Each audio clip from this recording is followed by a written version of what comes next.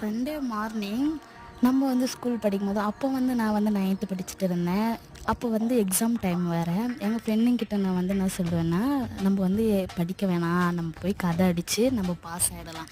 எங்கள் மிஸ்ஸுங்கலாம் வந்து அப்படியே தான் டிக் போடுவாங்க, படித்து பார்க்க மாட்டாங்க. ஒரு சில மிஸ்ஸுங்க தான் படித்து பார்த்து டிக் போடுவாங்க. சரி சொல்லிவிட்டு அவங்களும் படிச்சுட்டு வர மாட்டாங்க. ஒரு சில பசங்களாம் படிச்சுட்டு வந்துடுவாங்க. நமக்கு பெஸ்ட்டாக இருக்கிறாங்க பார்த்தீங்களா, அவங்க வந்து படிச்சுட்டு வர மாட்டாங்க. நான் வந்து என்ன பண்ணேன்னா, வீட்டில் இருந்து படிச்சுட்டு போயிடுவேன்.